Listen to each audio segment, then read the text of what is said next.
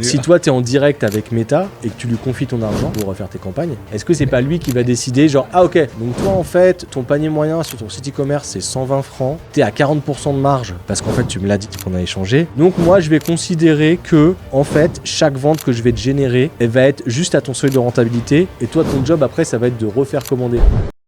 Donc ça veut dire, pour résumer, que quasiment 80% des gens qui sont experts Meta Ads, ils sont mauvais en fait, tu penses? Moi je vois beaucoup de gens qui racontent n'importe quoi. Mais après, quand toi tu sais faire du marketing avec des espèces d'arguments, avant c'était machin, moi j'en veux pas aux gens d'utiliser des arguments marketing. Ce que j'observe par contre, c'est quand je fais des appels avec des clients sur des prospects, il y en a quand même beaucoup qui se sont fait un peu balader. Si quelqu'un veut se lancer demain sur Meta Ads, tu lui dis quoi? Bah entraîne-toi en marketing d'abord, essaye de comprendre un petit peu dans quel environnement tu te situes. Est-ce que tu es dans un environnement très compétitif? Et si tel est le cas, eh bien en fait travaille ta différence. C'est ça en fait qui est important.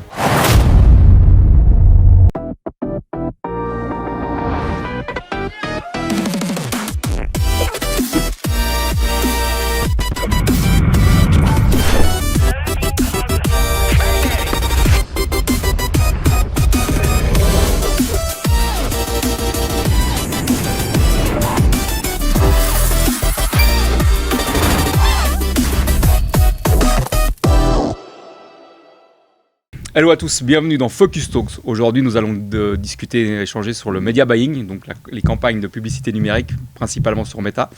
À ce sujet, je reçois Arnaud. Hello Arnaud, bienvenue. Salut Dylan. Je vous rappelle de vous abonner, de commenter, de liker, de partager, en fait, faire tout ce qu'il faut faire pour donner de la force à la chaîne. On vous remercie encore de nous suivre de plus en plus nombreux et avec des excellents retours. Donc voilà, on va attaquer le sujet avec Arnaud sur le media buying, donc les campagnes de publicité numérique, principalement sur Facebook et Instagram, c'est ça ? Ouais, bah alors maintenant, Meta, t'as Threads aussi. Ouais, c'est l'espèce de concurrent de X. Ouais. Et qui commence à prendre pas mal, mine de rien. Je sais plus à combien ils sont d'utilisateurs mensuels. Et je crois qu'on a dû dépasser les... Je sais pas, il y a 2 mois, j'ai regardé, c'était 250 millions. Ok. Donc ça prend petit à petit, mais pas trop en Europe, pas encore beaucoup. C'est plutôt États-Unis alors. Ouais, et puis ça reste un format, je sais pas, les Threads, c'est encore un truc... Toi, tu arrives à suivre avec toutes ces apps qui font des apps, des bébés apps, de apps, où tu as sélectionné un petit peu sur quoi tu voulais bosser. Parce que justement, tu te dis spécialiste Meta Ads. Comment tu es arrivé plutôt sur Meta que sur Snapchat ou TikTok ou YouTube Bah moi, en fait, moi, je fais partie de la première génération des utilisateurs Facebook. Ouais. En fait, en Europe et notamment en France, dont je suis originaire, il est arrivé en 2007. Je me rappelle d'ailleurs, c'était une pote japonaise avec qui je vivais en Angleterre qui m'a envoyé cette invitation, tu vois, genre quelqu'un vous invite à rejoindre Facebook. Et donc je sais pas pourquoi en fait je l'ai ouvert ce truc alors qu'à l'époque, tu vois, t'avais déjà MySpace, enfin t'avais d'autres réseaux sociaux qui essaient d'exister. Ouais. Bon, je sais pas, cette invitation, elle m'a parlé, tac, j'ai ouvert un compte et puis en fait ça a été un peu comme une vague, tu vois. Bref, tout ça pour dire que j'étais utilisateur Facebook. Ouais. Instagram, je suis venu un peu sur le tard et puis en étant utilisateur, bah moi, je travaillais en agence de communication. Ok, déjà avant Facebook ouais, Facebook à partir de... à partir de 2013, je travaillais en agence de com. Ok, d'accord. Avant, je faisais un autre métier, j'étais commercial, je vendais de l'informatique, des trucs que je comprenais absolument pas. J'avais l'impression d'endosser un costume d'escroc, enfin d'imposteur plus que d'escroc chaque jour. Donc ça durait, c'était ultra rémunérateur, Et formateur, non? T'as rien retiré? Ouais, formateur, bien sûr, t'apprends à faire du commerce, t'apprends à comprendre un petit peu dans quel environnement, si c'était hyper compétitif en plus. Bref, mais bon, je m'adressais avec des gens qui avaient des centres d'intérêt qui n'avaient rien à voir avec les miens. Moi, j'étais plutôt créatif. Ouais. Là, c'était des trucs, des serveurs, des machins, c'était vraiment de l'IT. C'est un autre monde, quoi. Ouais. Okay, Bref, donc tout ça pour dire que j'étais en agence de com et puis à un moment Facebook, ils ont commencé à proposer de la publicité. Ouais. Et donc moi, dans cette agence de com, qui était à la base une agence de création de sites web. D'accord. Où à l'époque, un site web, ça coûtait encore pas mal de fric. Oui. Et donc, tu avais besoin de professionnels. Et donc moi, j'ai un peu ouvert dans cette agence le pôle, on fait des publicités sur Facebook, tu vois. Et tu te souviens comment t'es arrivé sur ça justement, parce que moi je me souviens aussi d'une rencontre qui m'a montré comment on pouvait faire de la publicité payante sur Facebook et ce que ça donnait en termes d'acquisition, tu vois. Est-ce que toi c'est du fait que tu sois intéressé par Facebook qui t'a fait découvrir cette fonctionnalité-là, ou c'est quelqu'un qui t'a aussi amené l'opportunité ou... Je crois qu'à l'époque, je consommais pas mal de YouTube déjà, et venaient les premiers tutos pour faire de la pub sur Facebook. Et en fait, il y avait une trend à l'époque, c'était les t-shirts personnalisés. En fait, ce qu'on appelle le print on demand. C'est-à-dire, en gros, Tu vends un t-shirt, tu fais ton design.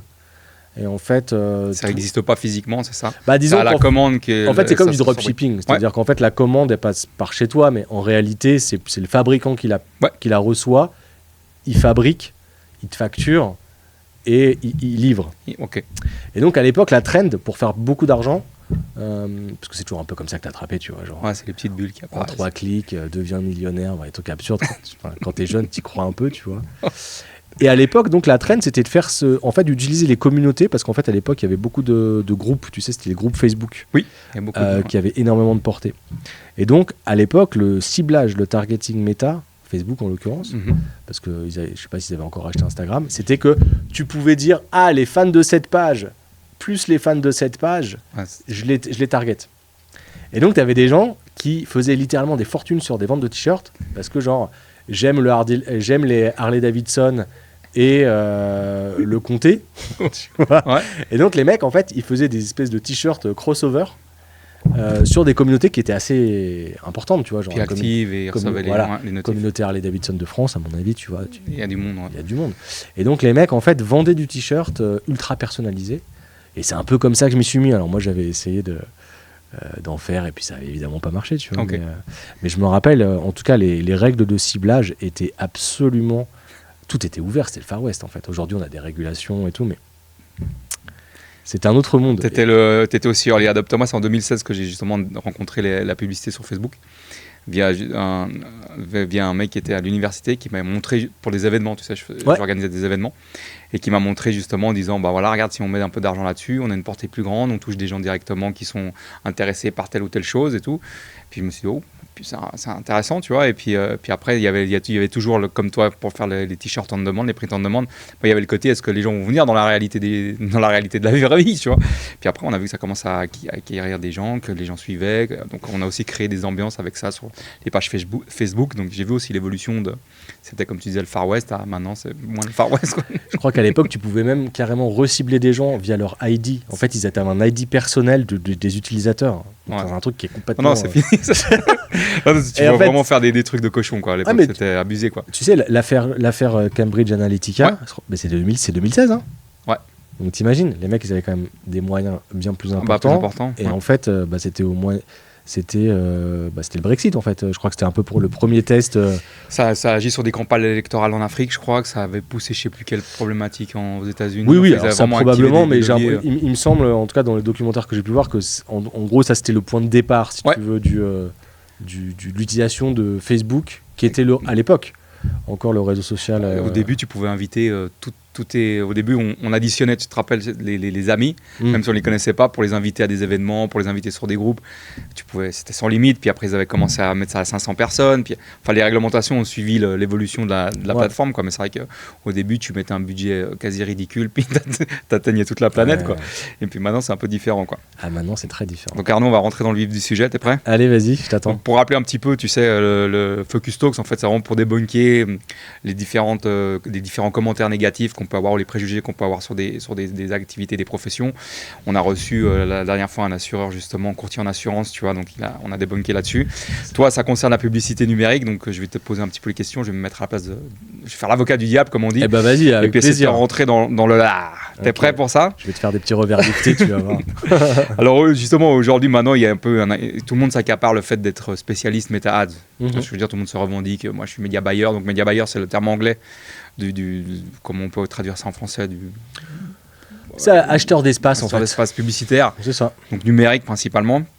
Et toi, justement, tu es vraiment différent d'un média buyer ou tu es juste bon personal branding ? Je fais pas beaucoup de personal branding, en fait, en réalité. C'est difficile de se comparer déjà, mais ce que j'observe, en tout cas, c'est qu'il y a beaucoup de gens qui promettent monts et merveilles. En fait, la barrière à l'entrée pour ce genre de job, elle est quasi inexistante. C'est-à-dire que tu as besoin d'un ordinateur portable et d'une connexion Internet. Donc, c'est très facile de se proclamer expert. Ouais. Après, la réalité, c'est que non, moi, je connais bien mon travail, je connais bien la plateforme.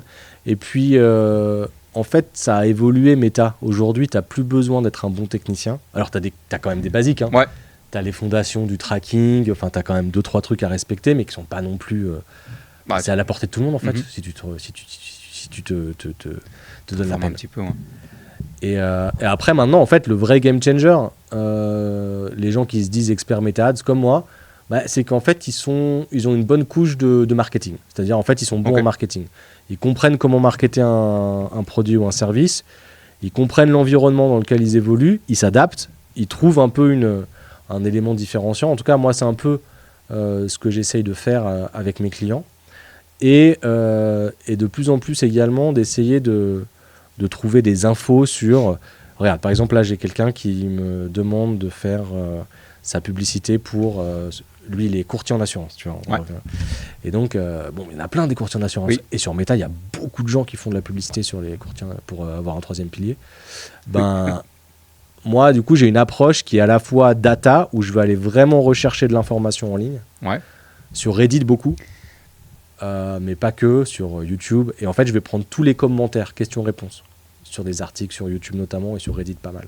Et en fait, de là, je vais pouvoir voir un petit peu quelles sont les opinions des gens à propos de ce produit ou de ce service, quoi. Ouais. Et donc, moi, je m'adapte. Et donc, je pense qu'aujourd'hui, l'expert Meta Ads, c'est quelqu'un qui est capable de faire un bel emballage, d'en faire un deuxième, un troisième, et de voir celui qui répond le mieux, quoi. Ok, donc vraiment, à l'époque, il y avait ce qu'on appelait le campaign manager, donc la personne qui était chargée de la campagne publicitaire pure et dure. Donc là, c'était plutôt le côté technique. Il y avait celui qui faisait les créatives, donc les vidéos et les statiques pour cette campagne, de publicité. Et maintenant, tu as l'impression que tout c'est un peu, tout se fusionne, quoi. Tu dois créer des vidéos, des éléments statiques pour mettre dans la campagne en connaissant un peu de technique. Tu as vu cette évolution-là aussi Oui. Après, en fait, le truc, c'est que sur Meta Ads, et les gens qui prennent la parole sur Meta Ads, comme moi, je peux le faire parfois, mais de manière assez réduite par rapport à d'autres, qui sont en réalité beaucoup des vendeurs de formation, c'est que tout le monde te vend avant ça marchait, maintenant ça marche plus, il y a eu une grosse mise à jour. Non, en fait, ça, c'est un peu des histoires. Il y a des mises à jour, il y a des évolutions, c'est une certitude. Ouais. On le voit notamment, tu vois, sur notamment Instagram, les gens, aujourd'hui, c'est quasiment devenu un réseau social où tu consommes que de la vidéo. Oui. Cela étant, en fait, moi, ce que je dis toujours, c'est qu'il faut tester.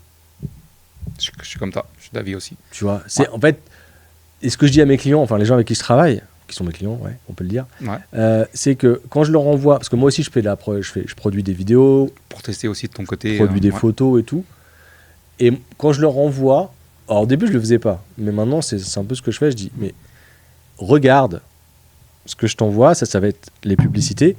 Je veux pas savoir si tu aimes ou si tu aimes pas, ça m'intéresse pas en fait.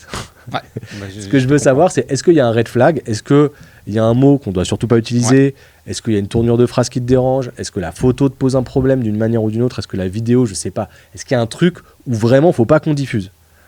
Et 99% du temps, c'est ok, c'est bon, tu vois. Parce qu'en fait, on s'en fout des avis des uns et des autres. En fait, ça n'a aucun intérêt. C'est-à-dire que tu peux en avoir un avis, moi je vais en avoir un différent, et en fait, tu sais quoi, on s'en fiche. Ce qu'on veut savoir, c'est est-ce que l'argent qu'on va mettre pour ta publicité, pour ta campagne, est-ce qu'il va te revenir 2 fois, 3 fois, 5 fois plus ? Ouais. Donc tu demandes, pas forcément, tu es plutôt sur l'aspect réglementaire de la chose, enfin que ça soit bien dans le cadre des assurances, des courtiers immobiliers, des choses comme ça. Et puis du ton de la marque. C'est-à-dire que tu as des marques, elles n'aiment pas utiliser certains mots, ou elles n'aiment pas être assimilées à ce genre de choses. Ouais. Donc moi, en fait, vraiment, j'ai ce travail de... Je vais conseiller... Enfin, je vais écouter la personne, je vais conceptualiser une stratégie, je la présente, et puis en général, ils sont OK. Ouais. Et après, j'exécute. OK. Donc ça veut dire, pour résumer, que quasiment 80% des gens qui sont dans l'expert Meta Ads, ils sont mauvais, en fait. Tu penses ? En fait, moi, je connais pas beaucoup de... C'est difficile de répondre à cette question. Bon, moi, je vois beaucoup de gens qui racontent n'importe quoi. Mais après...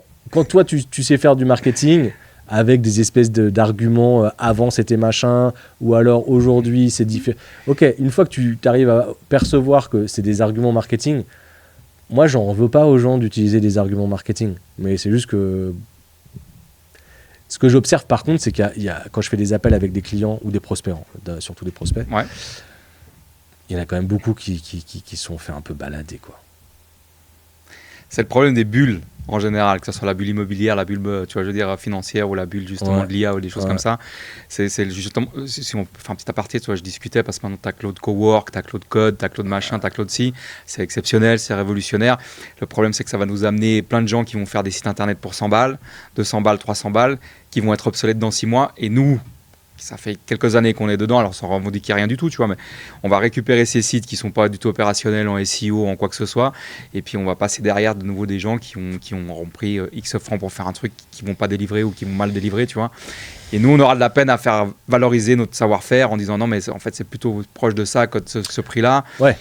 Tu vois un peu la problématique, c'est que tu as cette bulle-là, donc tout le monde s'engouffre dedans. Il y a eu les crypto-monnaies, il y a eu les NFT, les machins, tout le monde s'engouffre dedans. Ça devient des bulles artificielles de 20, 30 millions, des milliards, des centaines de milliards de dollars, de francs. Et puis tout d'un coup, ça pète parce qu'effectivement, ça a été. Puis après, ça passe sur autre chose. Tu vois, maintenant, c'est l'intelligence artificielle, maintenant, c'est Claude Cowork, donc tout le monde va faire des sites. Puis au final, est-ce que tout le monde a besoin d'un site internet ? En tout cas, dans notre bulle à nous, tu vois, dans notre bulle à nous. C'est une très bonne question. Il y en a beaucoup qui se passent dans les métiers de service. Ouais. Il y en a beaucoup qui se passent de site internet. Parce qu'en fait, ils créent de la valeur différemment, sur YouTube, sur Instagram. Et puis en fait, ils ont un lien pour booker un appel avec toi. Ou alors tu télécharges un petit lead magnet, tu vois, une ressource. Et puis en fait, finalement, le site internet... Peut-être que bientôt, en fait, on n'aura plus besoin de site internet. Je sais pas, justement. Et toi, justement, par rapport au meta-ads, tu as remarqué, vu que les barrières à l'entrée, comme tu le disais avant, se sont réduites, tu as remarqué cette zone, cet envahissement, en fait... de gens qui se sont dit moi je suis expert de meta ads et puis en fait ils font des trucs puis tu récupères des gens derrière, tu regardes les campagnes qui sont faites, tu dis c'est quand même ouais c'est triste parce que tu te dis tiens, il y a quand même une énorme différence entre ce que tu prétends être et entre ce que tu fais. Et parfois tu es là genre et moi même parfois ça me rend admiratif parce que je me dis ils sont quand même vachement forts en commerce en fait. C'est ça, c'est qu'ils arrivent. C'est qu'en fait quand ils font les calls ils arrivent à percevoir les déclencheurs chez la personne à qui ils s'adressent et à qui ils essaient de vendre un service. Et puis signer, délivrer un minimum. Ouais. Et en fait, d'une certaine manière... On n'est pas bon là-dessus alors. J'ai de la peine pour les personnes qui se sont fait avoir, mais malheureusement, voilà, c'est... En fait, moi, j'essaie de travailler avec les gens... En fait, voilà. Moi, j'aime pas trop travailler avec des gens qui sont pas sympas. D'accord. J'aime bien travailler avec des gens avec qui je m'entends bien professionnellement et, si possible, humainement. Mais au moins professionnellement. Donc là, tu parles en termes de relations clients, c'est ça. Et de collaboration aussi, exactement. D'autres personnes. Donc, tu vois, en fait, non, mais c'est pour répondre à tes questions sur ces nouvelles technologies et l'arrivée de nouvelles expertises. Une petite bulle qui se crée. Ok. C'est qu'en fait, ça, c'est des gens qui ont envie de faire de l'argent vite fait, bien fait. Ouais. Ok, moi, j'ai rien contre faire de l'argent. Non, mais par contre, moi, ce que j'aime, c'est travailler avec mes clients sur le long terme. Ouais. Parce que c'est comme ça que tu as les meilleurs résultats. Je pense aussi. Donc, finalement, si tu veux... Mais ça porte pas préjudice justement à tes valeurs de en fait, business, voilà. Parce que les mecs, ils arrivent, ils font des prix, ils cassent le marché, ils délivrent des trucs qui sont pas finis, puis toi, t'es là derrière... mais bon, c'est le jeu, ma pauvre Lucette. Tu vois ce que je veux dire, c'est que, en gros, c'est vrai que c'est un marché qui est méga compétitif. Ouais. Après, à toi de trouver ta singularité, de trouver... de te réadapter par rapport à tout ça. De t'adapter, tu vois, parce que après, peut-être que dans 2 ans, 3 ans, je ferai autre chose, j'en sais rien. Je pense pas, mais bon, c'est comme ça, en fait, il faut se faire une raison. Tu évolues avec le marché aussi, tu restes pas sur tes 2 pieds plantés. Ouais, carrément. En disant, non, mais maintenant, carrément. Faut être intelligent à ce niveau-là aussi. Moi, tu vois, tu parlais de Claude tout à l'heure. C'est clair que moi, je l'utilise énormément aujourd'hui. Et avant, j'avais probablement besoin d'un développeur pour faire des landing pages. Franchement, au revoir les développeurs, à bintôt. Désolé les devs, en ce moment c'est dur. Les devs front-end, après... Oui.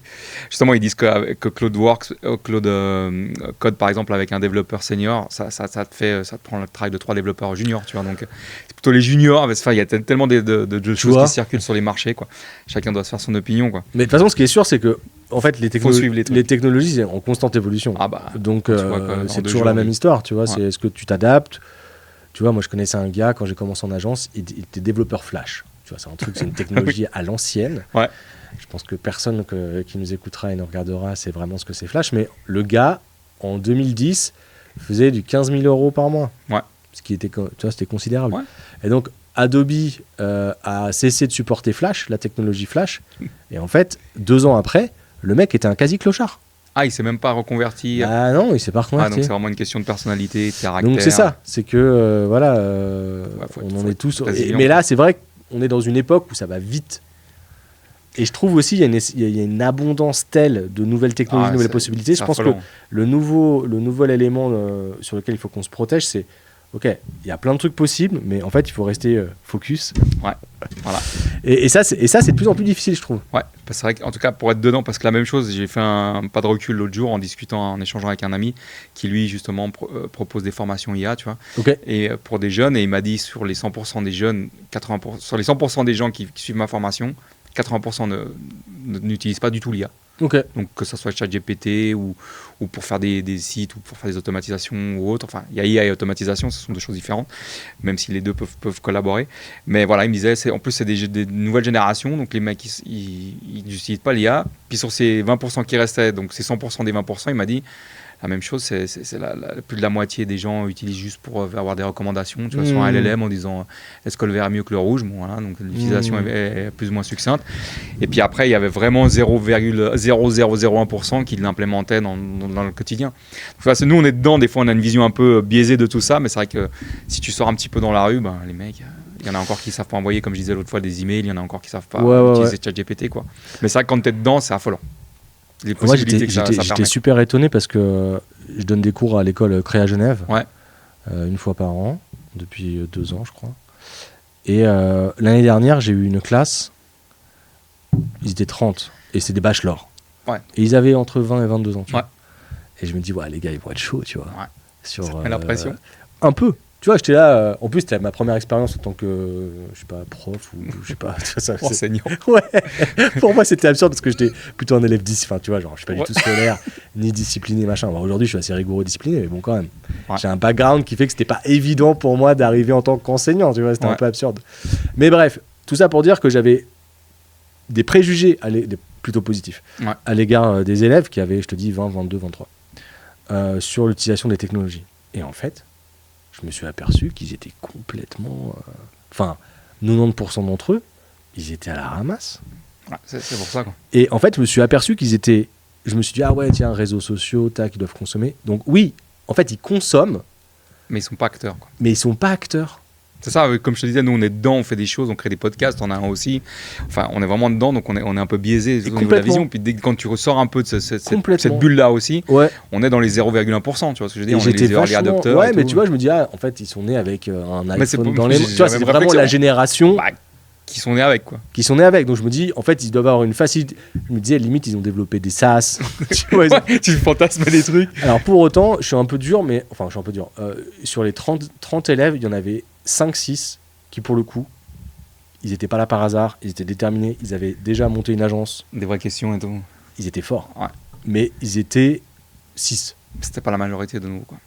On va revenir à nos moutons, parce qu'on s'est échappé un petit peu dans l'île. Allez, je t'écoute. Quand on entend souvent, j'ai perdu 10 000 francs en ads, donc en publicité.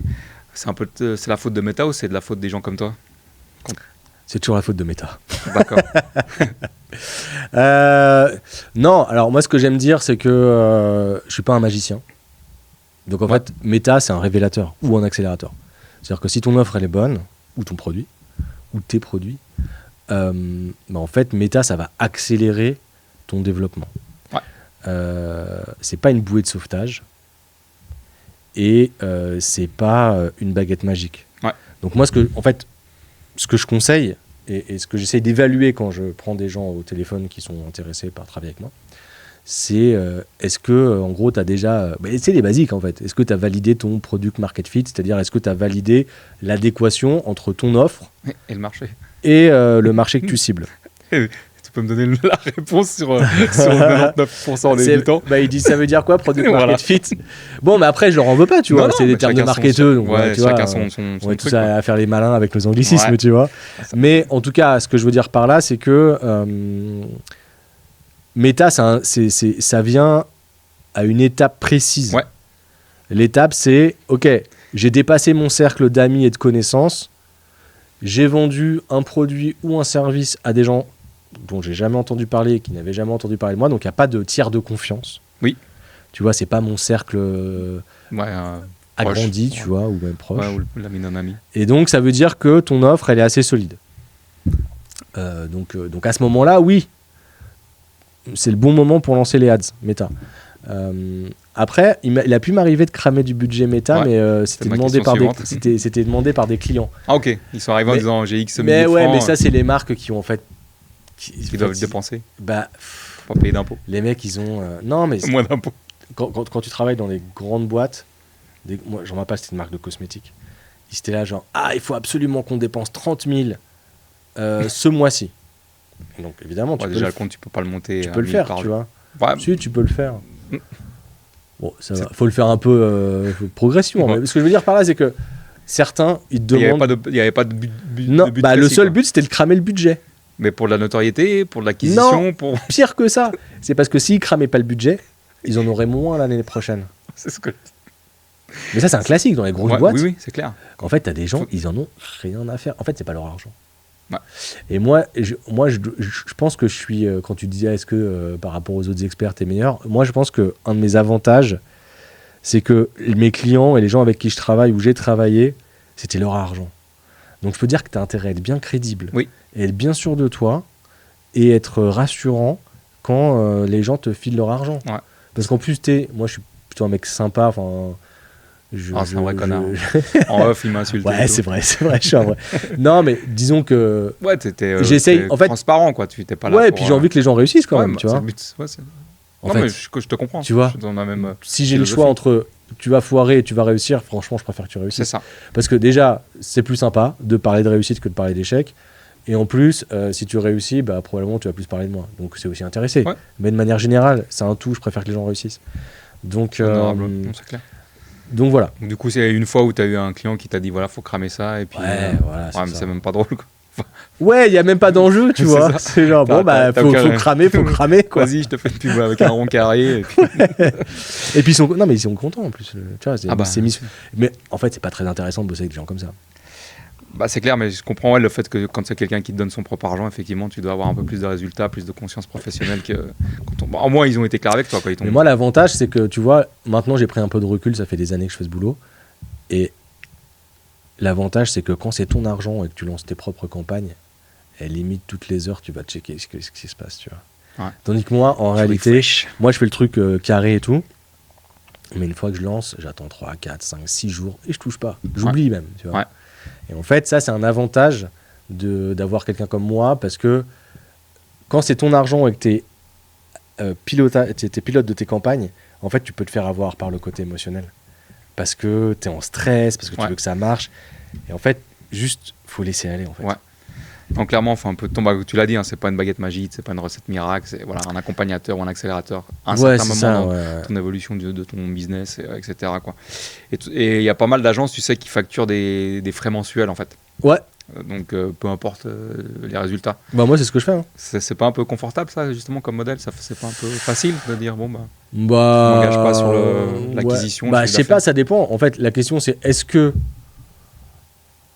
Alors, il y a deux questions à ta question. C'est est-ce que pour cet argent investi mensuellement, tu en as pour ton argent? Donc, ça veut dire déjà, est-ce que la personne ou l'agence, elle fait le job pour... En fait, combien il te rapporte? Ouais.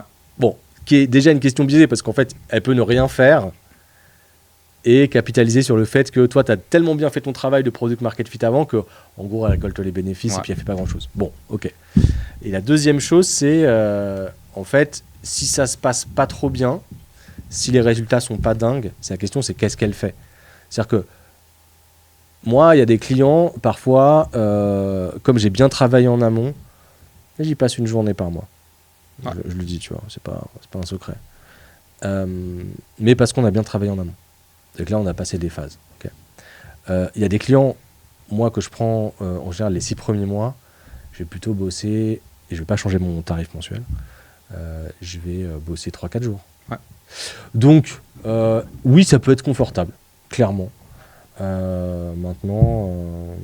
Tu as essayé la formule pourcentage sur le... Alors, on me l'a proposé souvent, mais je sais pas. En fait, il y a un côté de moi qui me dit pourquoi je devrais prendre le risque de ton marché ou de ton offre qui est pourrie, quoi. Ouais, c'est ça. Non, mais clairement. Et puis en plus, il y a le fait que si après il y a de l'appel à faire, de l'appel à faire après de l'acquisition, tu vois, t'es pas responsable de ça. Donc le mec, il sait pas parler, il bégaye, il vend mal son offre, il va dire ça marche pas. Et puis même si c'est un très bon vendeur, est-ce que moi j'ai la visibilité sur les. Ok, j'ai vu que je t'avais envoyé 40 leads ce mois-ci. Après, ça marche pas. La vérité, c'est que soit tu es en 100% confiance avec la personne, et pourquoi pas. Ouais. Mais c'est rare. Ouais. Et après, si la personne elle veut te mentir sur ouais, on en a eu 40, mais en fait c'était pas qualifié, et puis en fait on les a eu au téléphone, ils te racontent ce qu'ils veulent en fait. Ouais. Donc ça, moi je pourrais le faire, mais je connais. Une fois, j'ai reçu quelqu'un dans un podcast qui avait fonctionne comme ça. Il avait fonctionné comme ça sur de la vente de fenêtres. Donc un truc un peu genre vente de fenêtres. Je crois que le mec est quand même devenu. Enfin, après, je sais pas vérifier son compte en banque, mais je crois que le gars est devenu millionnaire quand même. Il prenait 5% sur les fenêtres, sur chaque fenêtre vendue. Mais par contre, il avait le circuit complet, c'est-à-dire qu'il avait la main sur les ventes en ligne. Je pense que c'était que des ventes en ligne, ils n'avaient peut-être pas de vente physique. Parce que la même chose, c'est ce qu'on oublie des fois quand tu commences à faire de la publicité, il y a aussi tout ce qui est corrélé, tu vois. Donc la personne a vu ta publicité, puis après elle te croise dans la rue, puis à ce moment-là, elle veut bosser avec toi, tu vois. Mais on va pas l'attribuer directement à la publicité que tu as fait, mais par contre, c'est via ça, quoi. Ouais, c'est compliqué, quoi. Mais moi, je suis assez comme toi aussi. Il y a un moment où il faut, voilà, écoute, je demande tant, j'ai une certaine valeur sur le marché. Ouais. Et puis on y va. Et puis c'est aussi une petite barrière à l'entrée qui fait que si tu n'es même pas capable de mettre ça en avant, pas grand-chose pour toi, quoi. Et puis moi, alors après, on peut toujours discuter les prix, mais moi, j'ai quand même réussi à déceler maintenant les personnes qui, quand elles commencent assez rapidement à parler de prix, en fait, ça va pas très bien se passer. Enfin, c'est un mauvais signal. Ouais, soit c'est un signal que t'as pas d'argent et en fait t'es en tension et du coup en fait attends un peu d'avoir plus d'argent et on pourra rediscuter de travail ensemble.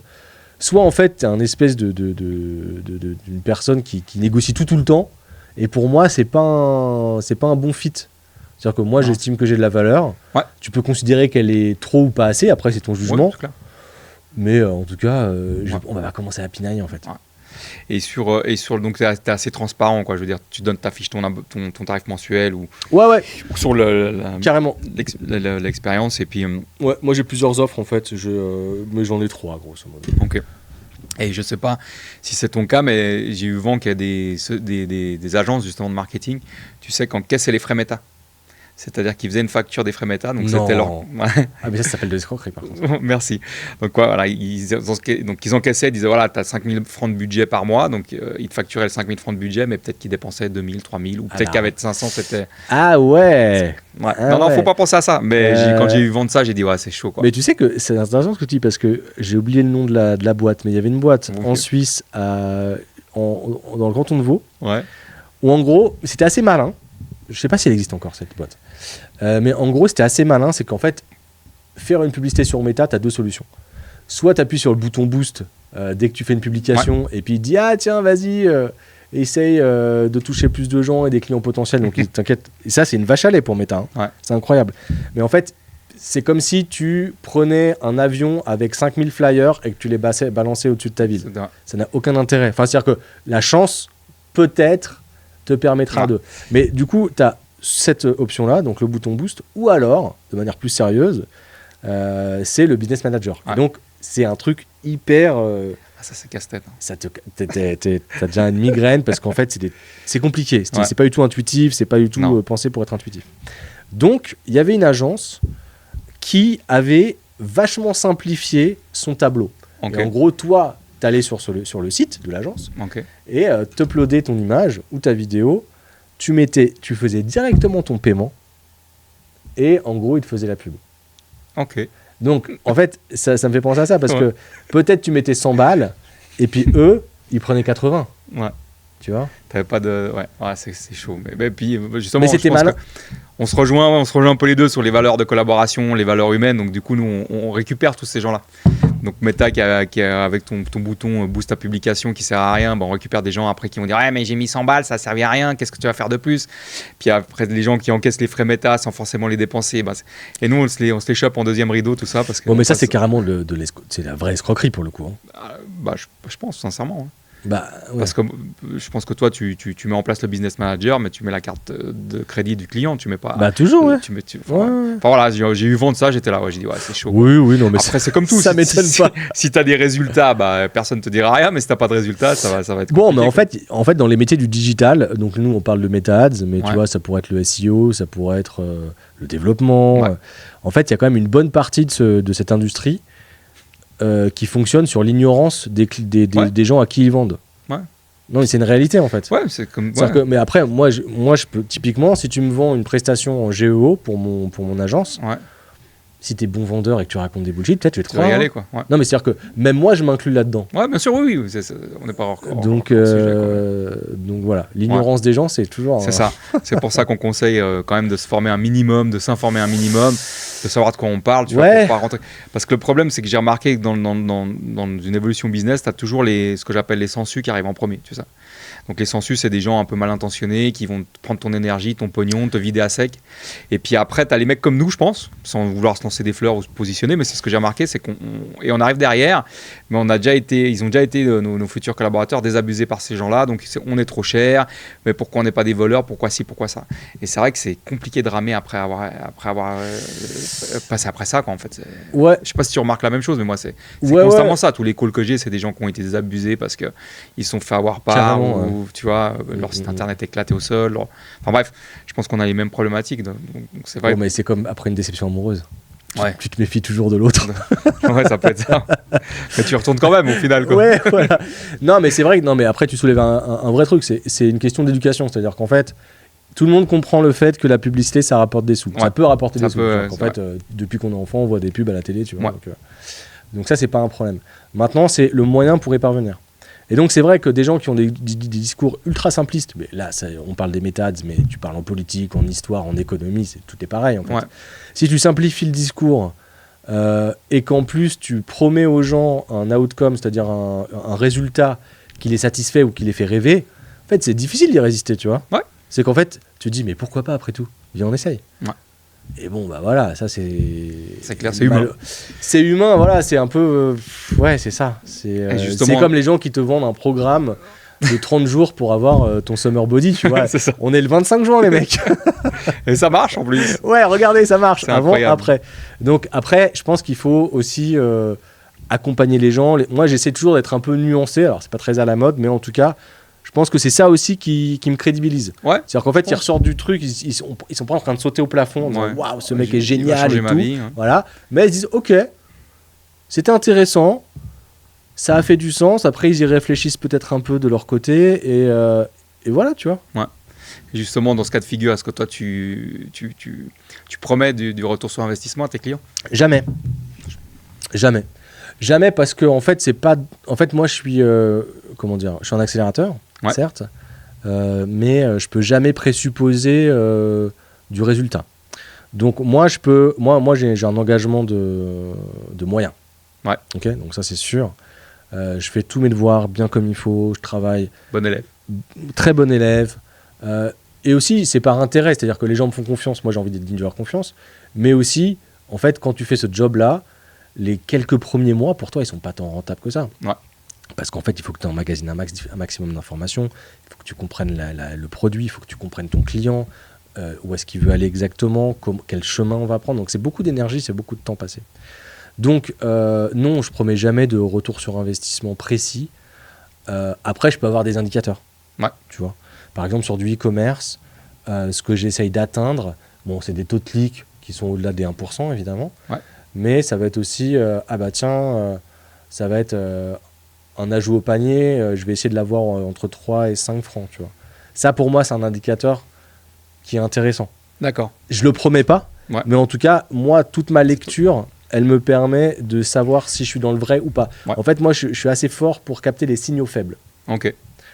Donc, en amont de dépenser l'argent de mes clients, les signaux faibles, c'est est-ce que tu as déjà vendu ton offre à quelqu'un ? Ouais. Et si oui, qui ?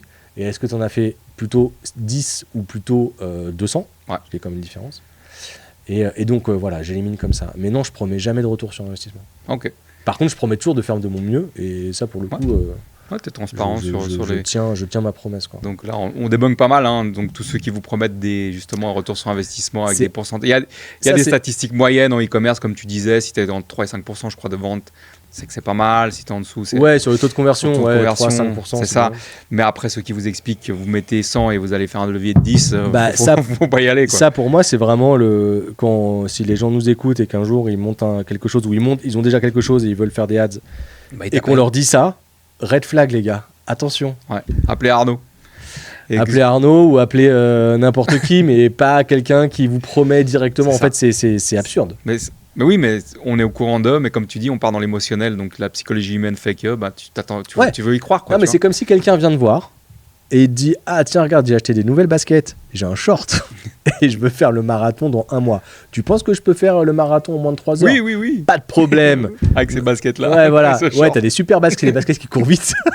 C'est ça. Mais donc, ouais, mais pourtant, c'est ça. Et tous les jours, on entend des gens qui sont tombés dans le truc. C'est le jeu des... comme les formateurs, tu sais, qui proposent des trucs pour 1 000 €, on va t'apprendre à faire 10 000 € par mois ou 10 000 francs suisses par mois. Ça. Et puis ils arrivent quand même à avoir des gens qui prennent la formation. Puis après, sur les 100% de nouveau, il y en a quasiment 97% qui vont rien faire. Ouais. Enfin, c'est vraiment puis les gens, ils y retournent à chaque fois, quoi. Bon, après, est-ce que c'est pas aussi, tu vois, des étapes nécessaires? Oui, bah oui. C'est-à-dire que moi aussi, quand j'ai commencé à faire ce boulot, j'étais hyper naïf. Bah ouais. Oui, ça t'a forgé, oui. Tu vois, il y a plein de clients que j'ai pris que je prendrais plus du tout aujourd'hui. Oui. Parce qu'en fait, j'avais pas le regard, j'avais pas l'expérience pour dire, à mon avis, ton truc, on va pas le vendre. Et tu vois, et je faisais de mon mieux. Ouais. Et vraiment, et je m'acharnais et tout, tu vois. Et je culpabilisais parfois. Et puis en fait, aujourd'hui, j'en rigole, tu vois, parce que alors, non, mais ce sont les étapes business, je pense. T'es obligé d'avoir. Ouais, mais donc tu vois, se faire avoir par des mauvais consultants ou des gens qui te promettent monts et merveilles, ça fait partie du processus. Probablement, ça peut faire partie du processus. Ouais, clairement, t'as raison. Je le souhaite pas, mais non, mais c'est obligé. Je pense que c'est une étape obligatoire. En fait, le truc, c'est qu'il faut pas que ça dure trop longtemps. C'est ça le truc.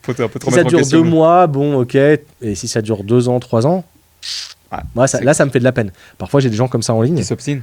Non, j'ai des gens qui ont fait appel à des agences ou des gens comme moi, et ça a duré des années où ils se faisaient arnaquer.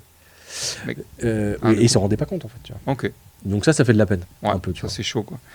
Et justement, c'est quoi un peu la plus grosse arnaque aujourd'hui dans les méta-ads?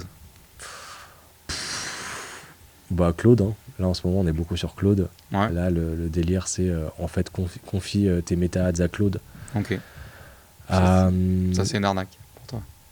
Écoute, moi, en fait, je pense qu'il faut être hyper... Il y a un truc qu'il faut prévenir les gens dans le truc, c'est que Meta-Ads, en fait, tu peux facilement te faire dégager de Meta-Ads.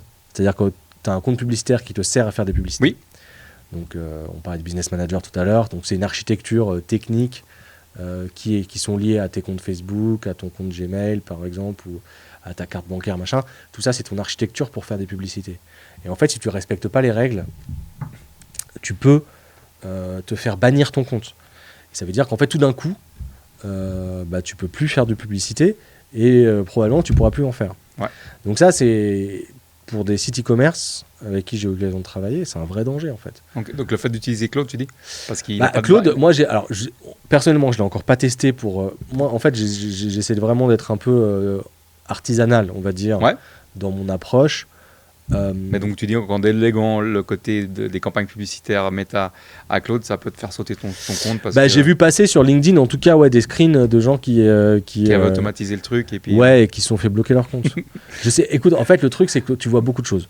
Ouais, c'est ça. Moi j'ai pas le temps de tout tester et je suis assez méfiant sur de toute façon les gens, parce que sur LinkedIn c'est pareil, on parlait des gens qui te promettent monts et merveilles sur Meta Ads. Tu ouvres ton LinkedIn, c'est pareil, mais avec Claude.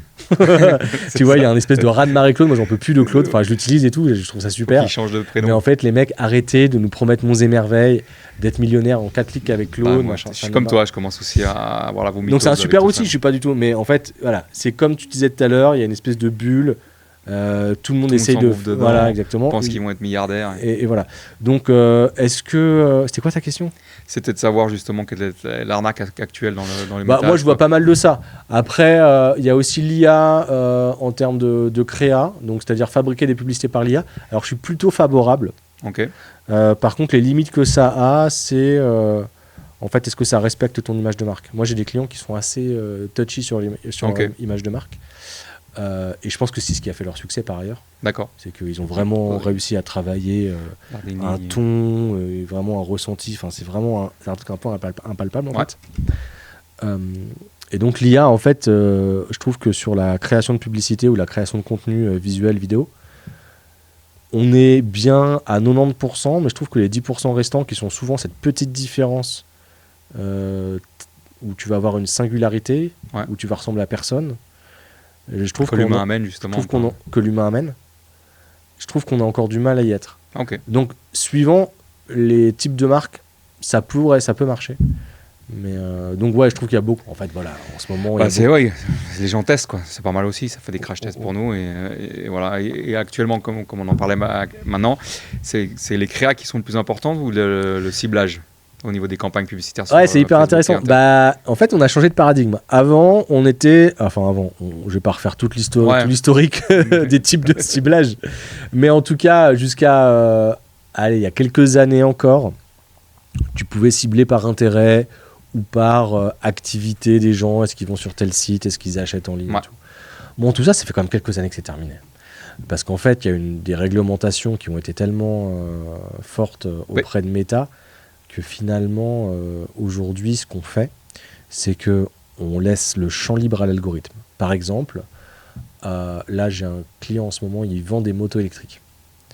Et donc, il veut faire des essais, il veut générer des essais dans sa concession. Ok. Que les gens viennent tester Mais bon, la concession, en gros, il faut qu'elle est juste autour de Lausanne. Ok. Et il me dit, on fait 30 km autour de Lausanne. Les clients, en général, c'est des hommes entre 35 et 65 ans, donc je veux qu'on cible que ça et tout. Puis je dis, moi, je veux bien. Mais en vérité, ça va juste pas marcher. Ça va pas marcher, en fait. Faut pas être trop restrictif. Aujourd'hui, le ciblage, c'est broad. C'est-à-dire... large. Complètement large. C'est-à-dire qu'en fait, éventuellement, tu peux faire une restriction par genre, mais... Moi, ce que j'ai observé, c'est que plus tu restreins ton ciblage, plus ton coût pour 1000 personnes, pour atteindre 1000 personnes, il va monter en flèche. Okay. Donc, en gros, l'idée, c'est quoi ? Maintenant, le ciblage, il se fait par la créa. Donc voilà, par exemple, je sais pas si je vends une chemise, unisexe, disons. Ouais. Et je vais mettre un modèle masculin qui porte la chemise. Je vais mettre un modèle féminin qui porte cette même chemise. Après, je vais les mettre dans des situations différentes, peut-être en mode décontracté le week-end au bord du lac, ou alors plutôt en mode smart, je suis au travail. Ouais. Et en fait, le ciblage va se faire comme ça. En fait, c'est que l'algorithme, il va distribuer, là je t'ai montré 4 publicités, et il va distribuer ces 4 publicités à n'importe qui, et en fait, il va voir ce qui répond. Okay. Et donc, il va se dire, ah tiens, c'est marrant, la pub décontractée féminine, elle marche vachement bien auprès des femmes qui ont entre 35 et 45 ans, dans le canton de Vaud et en Valais. Ouais.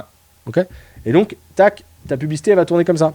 Ouais. Et pour le mec qui a son boulot, c'est plutôt de Genève. Ouais. Donc, en fait, ce sont les créas qui vont attirer le ciblage. Je sais pas si c'est un peu l'inverse avant. C'est complètement l'inverse. Avant, ils ont dû changer de paradigme du fait des interdictions par Apple, des choses comme ça. Donc en fait, au marché, l'algorithme va vraiment présenter à tout le monde et là, il va voir que ça prend. Il va se dire, et plus ça prend, et plus il va affiner son ciblage, tu vois. Ouais. Et juste une petite parenthèse pour les gens qui sont dans le Meta-Ads, justement. Qu'est-ce que tu penses d'Andromeda ? Andromeda, c'est une IA qui a été implémentée dans tous les business managers, donc tout ce qui permet justement la structure qui permet, comme expliquait Arnaud avant, de créer des publicités. Et ils nous ont envoyé ça comme une révolution. Alors là, c'est soi-disant une IA qui justement te permet de trouver ton persona, ton client type. Moi, et ça a été la révolution en septembre l'année dernière parce que tout le monde l'avait reçu, il l'avait essayé en bêta test justement en début de l'année 2025. Et là, je veux juste ton avis parce que effet de manche. Après, j'ai mon avis là-dessus, quoi. Mais... Écoute, que te dire je pense que, alors, de manière alors Andromeda, c'était vraiment, je crois, sur le ciblage. Ouais. Mais moi, j'ai passé un très mauvais mois de septembre. En fait, c'est que tous mes clients en septembre 2025, c'était une galère. Et je pense que c'était lié à ça. C'est parce qu'ils ont et tu vois, tout le monde a commencé à prendre la parole. Tu vois, les agences, les créateurs de contenu méta. Sur tiens, tac. Et donc, c'était un nouveau levier marketing pour ramener des gens qui avaient peur de perdre de l'argent. Ouais. Ça, c'est une action méta, clairement. Moi, je trouve que l'IA méta, elle est encore Même sur la génération de créatives et tout. C'est dur. C'est compliqué. C'est dur, mais ça tend à s'améliorer, je trouve. Par contre, je fais des tests de temps en temps, et franchement, je trouve que les milliards qu'ils ont derrière, ouais, et puis c'est 98% de leur chiffre d'affaires, je crois que c'est les revenus publicitaires, si je dis pas de bêtises à Meta. Ouais. Ils pourraient faire un effort. Tu sais qu'ils vont dépasser Google en revenus publicitaires. Là. Oui, tu m'as expliqué, ouais. Explique-nous un peu le truc. Mais c'est une projection que j'ai vue passer il y a un mois ou deux. Et en fait, il semblerait que si Meta continue sur leur lancée, d'ici le mois de juin ou juillet, je crois que c'était juin, ils vont dépasser Google en termes de revenus publicitaires, c'est-à-dire en termes de chiffre d'affaires généré par la publicité. Ils peuvent investir dans la recherche et développement sur leur IA générative. Oui, mais après, tu as vu, ils ont fait leur... tu sais, le métaverse, là, qui était un gouffre, en fait. Ouais, c'est ça. Donc je pense qu'ils ont pris... Ils sont en train de compenser, quoi. Ouais. Mais c'est vrai qu'ils sont obligés d'annoncer des choses, parce que tout le monde annonce des choses avec l'IA tous les jours, tu vois. Donc t'as Anthropic, après t'as Gemini, après t'as ChatGPT, OpenAI, etc. Si ils ne sortent pas une nouveauté, et là je pense que c'est un peu aussi un effet flop au niveau d'Andromeda. Moi ce que je constate c'est que avoir foutu le bordel effectivement pendant un mois parce qu'ils implémentaient la mise à jour. Moi ce que je constate, si tu veux, de manière générale sur tous mes clients, quels qu'ils soient, qui vendent du service, qui vendent des fringues, qui vendent des livres ou des bijoux, en fait, faut pas. Là, j'ai parlé du ciblage, donc il faut vraiment laisser le champ libre à l'algorithme. Mais sinon, en fait, tu as toute une série d'optimisations qui sont prévues, qui te met actif par défaut. Et en fait, tout ça, il faut les dégager, quoi. Parce qu'en fait, il va te faire n'importe quoi. Il dit, tiens, par exemple, est-ce que tu me laisses rediriger les personnes qui cliquent sur ta pub sur n'importe quelle page de ton site. Et en fait, ça, c'est activé par défaut. Ouais. Et en fait, le truc, c'est qu'il est capable de rediriger sur la page contact de ton site. Alors que tu vends, je sais pas moi, une paire de chaussettes. Il y a des pré-réglages et tout. Ouais, et en fait, il te dit, nous, on fait plein de possibilités de tests, on fait plein de machins. Mais en fait, c'est pas encore abouti. Non. Donc, quelle est la caméra? C'est là. Ne laissez pas Meta gérer vos campagnes publicitaires à 100%. Manuellement, faites-les manuellement. Ouais, restez manuel, par pitié. Ouais, t'as les mêmes constats aussi, ces trucs. Mais ils sont obligés, dans la course à la technologie, à l'évolution, ils sont obligés de sortir des choses. Tu vois, s'ils deviennent muets pendant 6 mois, on va dire qu'ils font faillite, quoi. Et là, ça peut... Ouais, mais moi, je pense que ce que Meta essaie de faire, c'est qu'ils essaient de couper les middlemen comme moi. C'est-à-dire, en gros, il y a encore plein d'entreprises qui ne vont pas dépenser leur argent sur Meta parce que c'est trop compliqué et qu'ils ont compris que le boost, la publication, c'était un truc... voilà. Donc, en fait, je pense que s'ils arrivent à faire une interface conversationnelle, comme sur ChatGPT, comme sur Gemini, comme sur Claude, où en fait, tu vas interagir, tu n'as plus besoin de business manager, tu n'as plus besoin de rien. Donc, tu vas juste envoyer de la photo ou de la vidéo, ou même il te le fait pour toi. Ouais. En fait, pendant une demi-heure, tu interagis avec la machine et te dis, OK, vas-y. Ton budget, ce que ton tu veux budget, mettre sur ta pub. Mets ta carte maintenant, les dates, machin.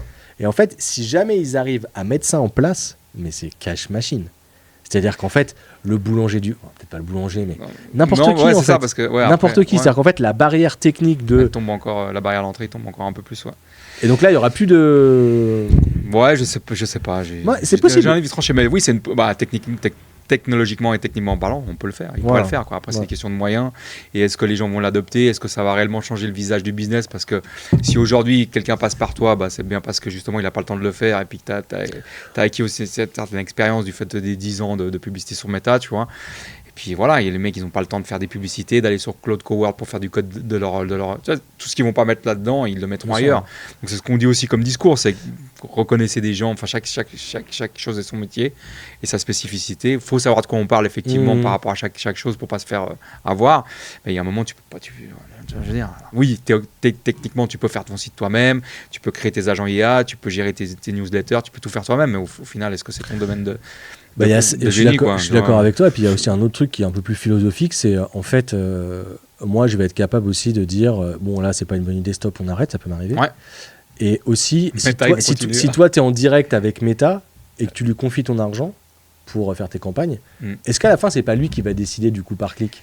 Est-ce que c'est pas lui qui va décider genre, ok, donc toi en fait ton panier moyen sur ton site e-commerce c'est 120 francs, t'es à 40% de marge parce qu'en fait tu me l'as dit quand on a dit qu'on a échangé, donc moi je vais considérer que en fait chaque vente que je vais te générer, elle va être juste à ton seuil de rentabilité et toi ton job après ça va être de refaire commander. En fait t'as pas de contrôle. C'est ce que c'était un peu le truc suivant, c'est que si on pousse plus loin le délire complotiste, c'est ce que les chiffres qui sont affichés dans les business managers sont réels. Parce que tu peux tout remettre en question à ce moment-là, tu vois. Ou est-ce que justement ils te disent, bah voilà, lui il a dépensé 10 francs, donc du coup pour 10 francs dans sa niche, c'est 1200 vues pour... Tu vois ce que je veux dire? Oui, je comprends ce que tu veux dire. On n'a aucun pouvoir là-dessus. Non. Ils te disent, Non, mais c'est-à-dire que quand tu as des indicateurs avec ton coût par clic, ton coût pour 1000 impressions, coût pour 1000 personnes touchées, il me semble que c'est quand même plus... Enfin, moi, il me semble que c'est plus rassurant que... En fait, tu donnes tout et à la fin, il te fait un beau tableau de reporting et c'est terminé. Tu vois ce que je veux dire? Ouais. Voilà. Mais après. Si tu veux pousser le curseur un peu plus loin, on pourrait penser aussi ça. Les chiffres. Après, est-ce qu'on vit pas dans une simulation? On fera un podcast là-dessus, là, sur Matrix. Et puis, qu'est-ce que tu penses en 2026, justement, les Meta Ads, donc les publicités sur Meta, donc Facebook, Instagram, c'est encore un bon plan ou c'est vraiment saturé? Non. Alors, moi, ce que je pense, c'est que l'algorithme devient vraiment performant comme jamais. Ouais. Je te donne un exemple. Là, je fais une campagne pour une marque française. Depuis des années, on fait des pubs aux États-Unis, principalement en Californie et à New York. Mais bon, ciblage global, ciblage large. Donc en fait, les États-Unis, c'est un marché incroyable parce que tu as 300 millions de personnes et les gens, ils dépensent beaucoup. Bref, tout ça pour te dire qu'on vendait des fringues à des hommes, principalement. Et puis là, récemment, ils me disent, bon, en fait, ils ont une gamme femme aussi. Ok. Et ils me disent, bon, écoute, franchement, ce serait bien qu'on réessaye la femme. Parce qu'on avait déjà essayé plusieurs fois, mais ça n'avait pas tant marché que ça. Et par exemple, pour te donner un indicateur, moi, aux États-Unis, pour toucher 1000 hommes, ça me coûte 65 francs. Ouais. 65 euros, quoi. Ouais. Et donc, je lance une campagne femme, même ciblage. Les vidéos et les photos différentes, évidemment, c'est des femmes. Voilà. Mais pareil, le coût pour toucher 1000 femmes, 1000 comptes, c'est 130. Donc, mais attends, j'ai pas fini. T'as l'explication à ça? Oui, c'est parce qu'en fait, t'es sur de la mode. Okay. Tu cibles des femmes, donc c'est une industrie qui est genre méga compétitive et donc il faut faire le coût par clic, juste le coût pour apparaître sur l'écran est plus cher. Des femmes aux États-Unis sur de la mode est 1000 fois plus cher. C'est un peu les enchères comme sur Google en fait. C'est complètement un système d'enchères. Par contre, là où je dis pourquoi je dis que l'algorithme est meilleur et de plus en plus performant, c'est que malgré ces coûts qui sont genre ultra élevés avec un coût par clic à plus de 2 euros, 2 francs, 50, j'ai quand même un retour. Donc là, c'est le début de la campagne et tout. Le début de campagne, c'est toujours bien. Ouais. C'est toujours, c'est toujours trop cool. Marc nous nourrit un peu. Et puis ouais, c'est ça. Mais non, non, grosso modo, j'ai des très bons résultats. Okay. En fait, j'ai double le montant pour atteindre 1 millier de femmes. Ouais, exactement. Par contre, c'est plus. J'ai un retour sur investissement annoncé qui est entre 4 et 5. Ah ouais. Donc sur de la mode, c'est pas mal parce que c'est genre méga compétitif. Pour les femmes en plus, quoi. Donc, pour les femmes. Donc en fait, je paye extrêmement cher pour toucher 1000 personnes, mais en même temps, l'algorithme, il va toucher vraiment des personnes actives, enfin Exactement. Il va vraiment acquérir des clients, quoi. Donc je pense que c'est un peu le. En fait, il y a des millions et des millions qui sont dépensés chaque jour. Donc l'algorithme, comme étant un algorithme de deep learning, ça fait depuis 2015 maintenant, tu vois. Donc j'ai tendance à penser que ça reste en 2026 si tu as une bonne offre. Meta, c'est un très bon canal d'acquisition. Okay. Mais il faut avoir validé avant. Comme tu l'as expliqué avant, les différentes étapes, quoi. Et on va aller sur la dernière question. Donc, si quelqu'un veut se lancer demain sur Meta Ads, tu lui dis quoi? Entraîne-toi en marketing d'abord. Essaye de comprendre un petit peu dans quel environnement tu te situes. Est-ce que tu es dans un environnement très compétitif? Et si tel est le cas, eh bien, en fait, travaille ta différence. C'est ça, en fait, qui est important. C'est comment... Parce qu'il faut convaincre des gens. C'est-à-dire qu'en fait, on passe par des algorithmes. Depuis tout à l'heure, on parle d'algorithmes. Mais à la fin... Ça reste un canal pour un humain, quoi. Et ça, c'est ça. C'est un humain. Et donc, des humains qui ne sont pas tout à fait rationnels non plus.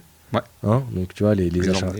Donc, en tout cas, leur donner une bonne raison de penser que ton offre, elle est bonne et ils devraient la prendre. Donc, plutôt un angle de communication, de marketing à acquérir. Puis après, tu prends l'outil Meta pour diffuser cet angle. Et puis même, je dirais... pas juste de la technique, quoi. Pas juste de la technique. En fait, la technique, elle va être de moins en moins utile.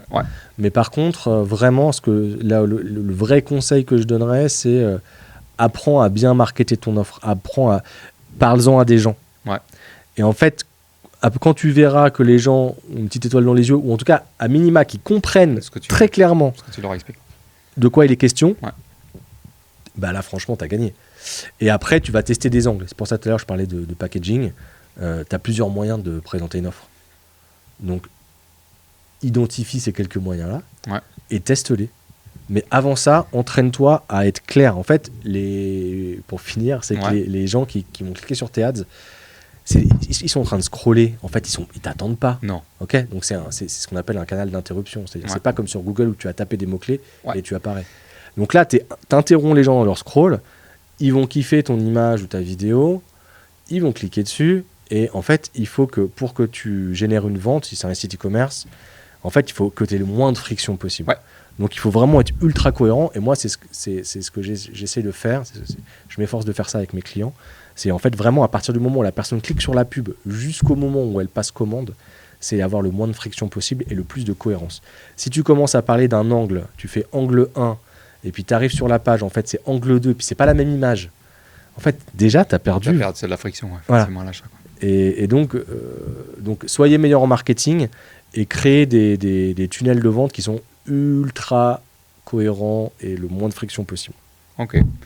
Bah, merci pour ta transparence et tes réponses à mes différentes questions qui étaient censées te titiller un petit peu. Tu as quelque chose à ajouter ? Tu veux ajouter quelque chose par rapport à ce podcast ? Ouais, je voudrais... on n'a pas parlé des agences généralistes. Oui, les 360, ce qu'on appelle les agences 360. Qui font des sites, qui créent des sites, qui créent des campagnes, qui créent des photos, des vidéos. Et moi, je pense qu'il y a beaucoup de gens qui passent par des agences 360. Alors parfois, ça peut être une bonne idée, mais je trouve que c'est de moins en moins un format qui me paraît opportun. En gros, les agences 360, elles vont proposer plein de services différents. Mais en réalité, elles te disent qu'elles sont expertes dans tous ces services, parce qu'elles ne vont pas dire on est moyen, tu vois. Mais en fait, elles ne sont pas expertes dans tous ces domaines. Tu vois, par exemple, le SEO, c'est très différent des ads. Le développement d'un site, c'est très différent du branding, de l'identité visuelle, du motion design. Donc, tu vois, tu as tout un tas de... Et donc, moi, je trouve qu'il y a beaucoup d'agences et beaucoup parfois de clients que je reçois ensuite qui ont fait appel. D'accord, donc c'est passé par une agence 360. Ouais, en fait, ils nous a fait notre site e-commerce, on était trop contents du site e-commerce. Après, ils nous ont proposé de faire des ads. On a dit OK, on était en confiance. Ah, et puis après, ils nous ont dit, on peut faire aussi votre SEO. Et en fait, c'est comme si tu rentrais dans un restaurant et tu arrives à genre... Une carte, tu vois, dans genre, premier étage, c'est pizza, deuxième étage, c'est sushi, troisième étage, c'est fondu, quatrième étage, c'est burger. Et en fait... personne n'a confiance dans ce genre de truc. Le comparatif. Tu vois, ou je sais pas, tu fais des travaux dans ta maison, t'as un mec qui est en train de repeindre toute ta maison, il dit attends, mec, je suis aussi menuisier et si t'as besoin, je te fais de l'électricité. Et en fait, les agences 360, c'est un peu ça. Et en fait, c'est un modèle qui, à mon avis, va de plus en... devient obsolète, tu penses ? Perdre du terrain. En fait, elles ont des problèmes, c'est qu'elles ont des coûts de fonctionnement qui sont hyper importants. Elles doivent payer des bureaux, elles doivent payer des salariés. Donc, en fait, je leur jette pas la pierre d'aller chercher des mandats. Oui, non. Voilà. Mais pour avoir travaillé dans ce type d'agence, je sais comment ça marche. Ok. Et donc, on finit là-dessus, quoi. On finit là-dessus. Un petit kick sur les agences. Sur les agences, donc les agences qui vous proposent tout et donc n'importe quoi. Faut pas y aller. Faut plutôt demander à quelqu'un qui faites appel à des experts, quoi. Moi, vous y gagnerez. Et puis, en ce moment, depuis quelques années, il y a des collectifs de freelance qui se sont créés. Qui ont toutes ces activités. Exactement. Mais en complémentarité. C'est comme une agence, mais en mieux, où tu as vraiment accès à des experts. Le mec qui sait faire les sites internet, Exactement. le mec qui sait faire les ads. Exactement. Et à des tarifs freelance. Donc moi, je recommande. Ok, très bien. On va passer donc au trash talk. Donc tu sais, je te propose 2 définitions, puis tu choisis instantanément la réponse. Okay. Je te dis noir blanc, et puis tu me dis ce qui te vient le plus vite. Donc tu es prêt pour le trash talk, Arnaud ? Vas-y, je suis prêt pour le trash talk. Donc expert meta ads ou simple média buyer ? Expert meta ads. Performance réelle ou screenshots trompeurs ? Performance réelle. ROAS élevé ou business rentable ? Business rentable. Scaling maîtrisé ou budget cramé ? Scaling maîtrisé, évidemment. Créa qui convertit ou vidéo jolie ? Créa qui convertit. Agence confortable ou partenaire engagé ? Partenaire engagé. Automatisation méta ou compréhension du marché ? Compréhension du marché. Volume de leads ou client qui paye ? Client qui paye. Grosse rapide ou business solide ? Business solide. Et enfin, bullshit marketing ou résultat concret ? Résultat concret. Merci Arnaud d'avoir participé au podcast Focus Talks sur le media buying, donc les campagnes de publicité numérique sur, c'était un plaisir. Facebook et on aurait pu continuer pendant 2 heures. Mais on va refaire encore. Okay. On va refaire. Je te réinvite sur un autre sujet, peut-être la matrice, toi, si on est dans une simulation. Sur le web design, je suis hyper ferrant. On va faire tout ça. Ok. En tout cas, merci de nous avoir suivis. À bientôt. Salut. À la prochaine.